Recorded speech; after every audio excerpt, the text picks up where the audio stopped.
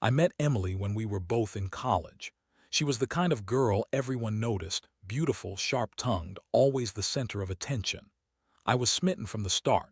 She had this way of making you feel like you were the only person that mattered. We got married right after graduation, and for a while things seemed perfect. We had the house, the fancy vacations, the careers. But then, slowly, I started noticing little things that didn't sit right. At first it was small, missed calls when she thought I wasn't looking, the way she'd suddenly get defensive when I asked about her whereabouts. I chalked it up to stress or her needing space. But as the months went on, her attitude grew colder, more dismissive. She started working late more often, claiming it was just extra hours at the office. I trusted her. I wanted to believe in us. Still, there was this gnawing feeling at the back of my mind that something was off. Then I noticed her phone.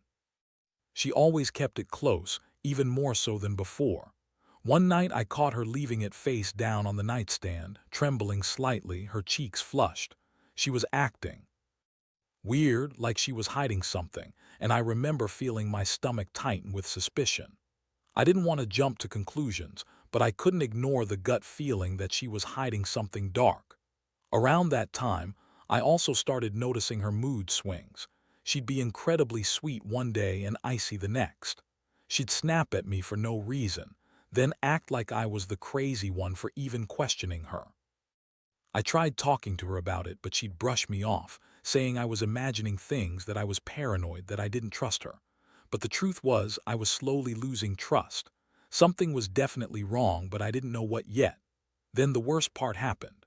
I was home alone one Saturday afternoon, just scrolling through some old photos on my phone, trying to keep myself busy. That's when I saw it, an image that shattered my entire world. It was Emily in our own bed with my best friend Chris. The picture was taken from behind, but I recognized her hair, her body language, the way she looked at him. They were obviously in the middle of sex. I froze. My heart pounded so hard I thought it might burst out of my chest. I stared at the screen, trying to process what I was looking at. The betrayal hit me like a freight train. My wife, the woman I trusted with everything, sleeping with my best friend. I couldn't breathe. I felt sick, angry, devastated all at once.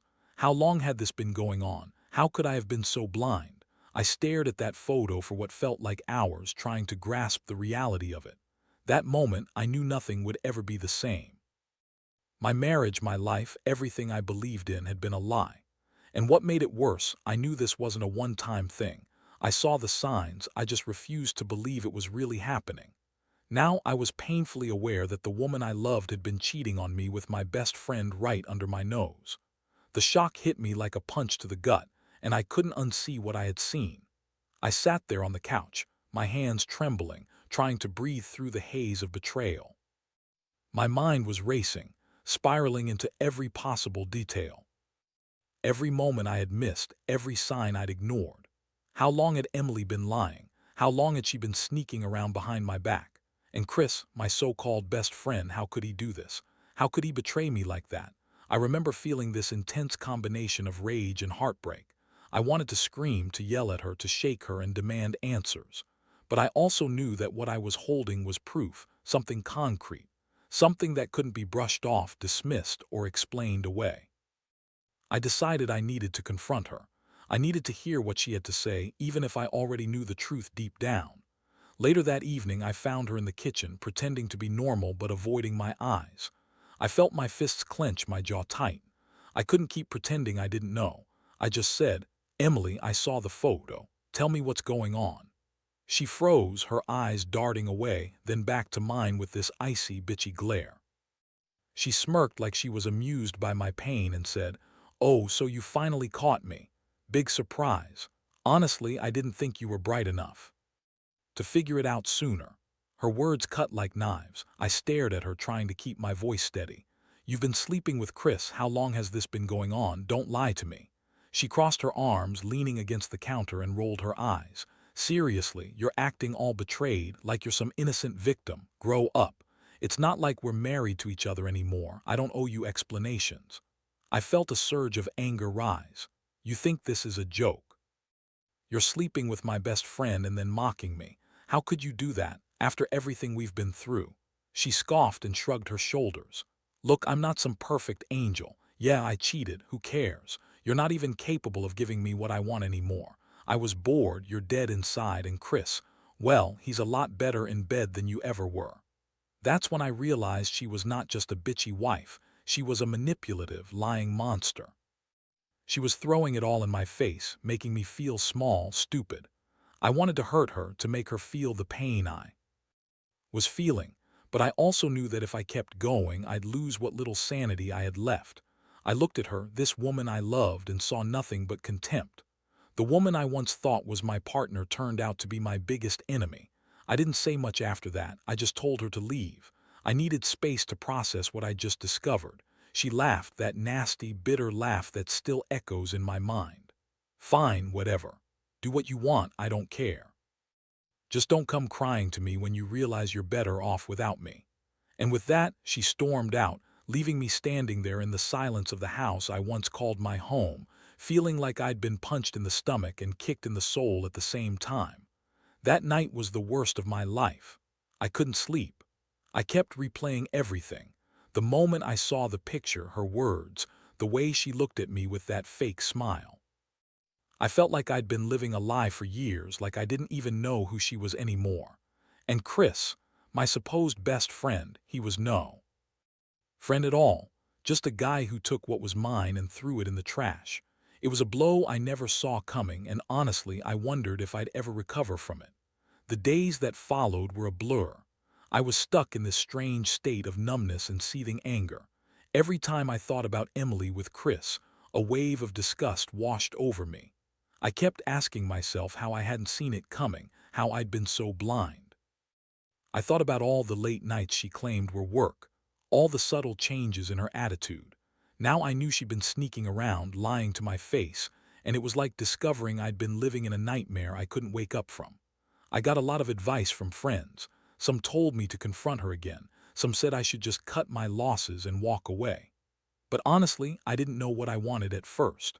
Part of me wanted to tear the house apart, to scream at her, to yell at Chris. But another part just wanted to disappear, to erase everything, start over somewhere far away from the wreckage of my marriage. I felt betrayed by everyone I trusted, like my entire world had been a lie. One thing I did know was that I couldn't stay silent. I wanted to confront her again, to get some real answers. Not that I expected her to tell the truth, but I needed to hear her spin her stories, get her to admit something, anything. So I waited a couple of days, giving her time to think she'd won. Then I called her and asked her to meet me at the park nearby. When she arrived, she was her usual bitchy self, rolling her eyes and acting like she was above it all. I looked her in the eyes and said, "We need to talk about everything. I saw the photos and I know about Chris. Tell me the truth, how long has this been going on?" She scoffed and gave me a fake smile. "Are you serious? That was a one-time thing, I don't know what you're talking about." That lie made me want to laugh or scream, something visceral, something that would shake her. I shook my head and pressed harder. "Don't lie to me, Emily. I saw the way you looked at him. I know you've been sleeping with him for months, so just tell me why. Why did you do it? And don't give me that we were bored bullshit. You're better than that, or at least I thought you were." Her eyes flashed with anger, then she threw her head back and laughed like I'd just told the dumbest joke. "Look, I don't owe you anything. Yeah, I cheated. So what? You're not exactly a saint, and you're certainly not the man I married anymore. Honestly, I don't even care what you think. Chris is better in bed, and I was just trying to have a little fun. Doesn't mean I love him, just sex." Her words hit me like a punch, but I kept my composure. I just said, "You don't get to pretend this is just sex. You lied to me every damn day. You made me feel like I was crazy, like it was all in my head. And Chris, my best friend, how could he do this? How could he sleep with my wife knowing how much I trusted him?" She rolled her eyes again. "Honestly, you're so naive. You think I gave a shit about your trust. Remember, I told you I was dead inside. I don't care about your feelings. I just wanted to do what made me happy." That's when I realized that I was dealing with someone who had turned into a complete stranger, someone cruel, selfish, and manipulative. I felt this deep sense of betrayal, but also this strange clarity. I knew I couldn't fix this. I couldn't make her see reason or care. The woman I spent years building my life around was gone, replaced by this cold, bitchy version of herself. And Chris, my supposed best friend. He was just as bad, a guy I once trusted, now just another piece in this shattered puzzle. I told her to leave again, this time more firmly. No more pretending, no more excuses. I wanted her out of my house, out of my life. She looked at me with this smirk and said, "Fine, I'll leave. But don't think this means anything. I've already moved on in my head. You're just a chapter I'm ready to close." That was the moment I realized I'd have to make some really tough decisions. My entire world was crumbling and I was left standing there, wounded and furious. I didn't know what I'd do next, whether to fight for the marriage or let it go. But one thing was clear. I was done being the fool. Emily had turned into someone I didn't recognize, and I'd be damned if I let her keep pulling the strings. The days after she left were some of the darkest I've ever experienced. I was caught in a storm of emotions: rage, sadness, betrayal, and a strange numbness that made everything feel unreal. I kept replaying everything: her words, her sneers, the way she lied so effortlessly. It was like I'd been living in a bubble, and suddenly that bubble burst, leaving me with shards of reality I didn't know how to piece together. I started questioning myself. How did I miss the signs? Why did I trust her so blindly? How could my best friend do this? I'd always thought Chris was a good guy, someone I could count on. Now that trust was shattered, along with everything I thought I knew about friendship and loyalty. I was furious at him, at Emily, at myself.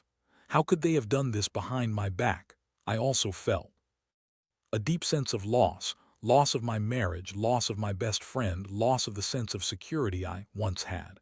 I had no idea what to do next. I just knew I couldn't stay in that house. It felt like a grave, a place that held all the pain I was trying to forget. So I packed a bag and checked into a hotel just for a few nights to get some space and breathe. That night I couldn't sleep. My mind kept racing. I kept thinking about the future, whether I should try to fix this mess or just walk away and forget about everything. I couldn't believe how quickly my world had fallen apart. I kept asking myself if I'd been a good husband, if I'd done something wrong that pushed Emily away, or if she was just inherently selfish. The thought of her lying on the bed with my best friend in my house made me feel sick. In the quiet dark of that hotel room, I realized I needed clarity. I couldn't keep living in this chaos, this pain. I decided I'd give myself some time to think, time to figure out if I even wanted to save this marriage or if I was better off walking away. I knew I had to be honest with myself, no matter how much it hurt. I couldn't keep pretending I was okay, not anymore. But even as I made that decision, I felt this small flicker of hope. Hope that someday I'd find a way to heal. That I'd move past this betrayal, even if it took years. I knew that I'd never forget what Emily and Chris did, but I also knew I couldn't let their actions destroy me entirely. I had to rebuild somehow from this wreckage. I also started thinking about what I'd say to Emily when I saw her again. Would I confront her? Would I tell her I was done? Or would I try to understand why she did it? Honestly, I didn't know. What I did know was that I'd never trust her again. The woman I loved, the woman I married, she was gone, replaced by someone I didn't recognize. And Chris, my best friend, he was dead to me now. The pain was raw, but beneath it, there was this quiet resolve. I was going to get through this somehow. I didn't know what that looked like yet, but I was determined not to let this destroy me completely. I told myself I deserved better than being just a victim of their lies. I would find a way to heal, even if it took years. It all just felt so unfair, like I'd been blindsided, knocked out cold, and left to pick up the pieces. But I had to try. I had to. After a few days of sleepless nights and endless thoughts, I finally decided I needed to take control of the situation. Sitting there in that hotel room, I realized I couldn't just sit back and let this ruin me. I had to do something. I started drafting a plan, not to get revenge in some messy way, but to handle this with a clear head and some dignity. I knew I couldn't undo what had happened, but I could choose how I responded. First, I contacted a lawyer, just to get advice on how to handle the house, my assets, and the legal side of things. I wanted to be prepared if I decided to separate permanently. I also started reaching out to some close friends, people I trusted, to get their honest opinions. Surprisingly, many of them told me to cut Emily out completely, that I deserved better and that she had shown her true colors. That was a bitter pill to swallow, but deep down I knew they were right. Meanwhile, I couldn't shake the feeling that I needed closure. I planned to confront Emily again, but this time I wanted her to own her lies, her betrayal. I also knew I needed to hear from Chris, see if he'd admit what he did, or if he'd continue to pretend it was nothing. I wanted the truth, raw and unfiltered. One evening I called her. She answered with her usual bitchy tone, acting like she hadn't done anything wrong. I told her I was coming over. When I arrived at her apartment, I saw her sitting on the couch, scrolling through her phone as if nothing had changed. I sat down across from her and looked her straight in the eyes. "You lied to me for years, Emily," I said softly but firmly. "You slept with Chris right under my nose and you thought I'd never find out. Why? Why did you do it?" She rolled her eyes and scoffed. "Honestly, I was bored, you were dead inside, and I needed some excitement. Chris is way better in bed than you, and I don't regret it. I don't owe you explanations anyway." I felt a surge of rage, but I kept my voice steady. "You're a selfish bitch. Do you even realize how much you hurt me, how much trust you shattered?" She sneered. "Trust, please. You're not exactly a saint. You think I'm some terrible person for wanting more. Sorry, but I don't care about your feelings anymore." At that moment, I saw her for what she truly was, a manipulative, narcissistic woman who only cared about herself. The woman I loved was gone, replaced by someone I couldn't recognize. And Chris, my best friend, was just another piece of trash in my shattered life. I told her I was done, that I would not be a part of her game anymore. She looked annoyed, but I could tell she was relieved I finally understood. I left her apartment knowing this was the end of our story. I was done pretending to be okay. I had made my decision. I would start healing, even if it meant going through hell first. That night, I went back to the hotel and looked at the ceiling, thinking about what the future held. I knew I had to let go of the past, no matter how much it hurt. I told myself I'd find happiness again, that I deserved it. I realized that revenge wasn't about hurting her or Chris. No, real revenge was moving forward, living my life on my own terms. I would rebuild what they tried to destroy. It wasn't going to be easy, but I owed it to myself to try. In the end, I learned one thing: trust is fragile and betrayal cuts deep. But I also learned that I was stronger than I thought, and that, no matter how dark things seem, there's always a way to find light again. I just had to keep going. In the weeks that followed, I focused on rebuilding myself. I started going to therapy, not just to deal with the pain of betrayal, but to understand how I had let it happen in the first place. It was a tough process, digging into my own insecurities, my fears, and my boundaries. I realized I had always been the kind of guy who put others before himself, always trying to keep the peace, always hoping that love and loyalty would somehow prevail. But now I saw that I had to prioritize myself first if I wanted to survive this kind of heartbreak. I also threw myself into work and some new hobbies. I bought a bike, started running, and reconnected with some old friends I'd neglected while I was busy building a life with Emily. The pain didn't magically disappear, but it became a little easier to carry each day. I refused to let their betrayal define me or control my future. I made a conscious choice to be better, stronger, wiser, more cautious, but still hopeful. One day I ran into an old friend, Sarah. We hadn't spoken in years, but she reached out after hearing what happened. She told me that I deserved someone who truly appreciated and loved me, not someone who would cheat and lie. Her words hit home. I realized that I'd been settling for less, afraid of being alone, afraid of starting over. But now I saw that being alone was better than being with someone who didn't respect me.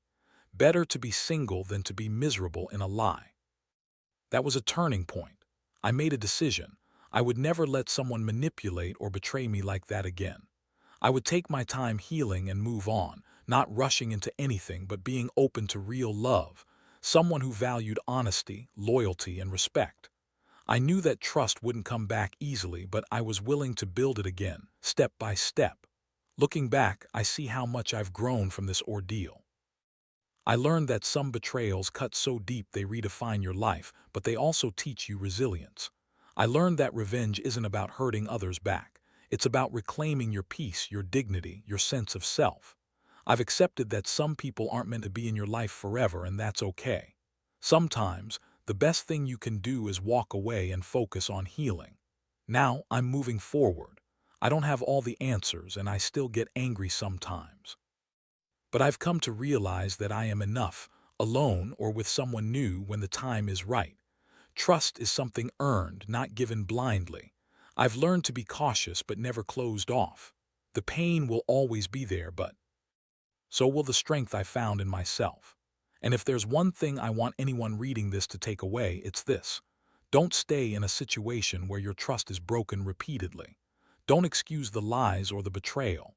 Stand up for yourself, even if it means walking away from everything you thought was real.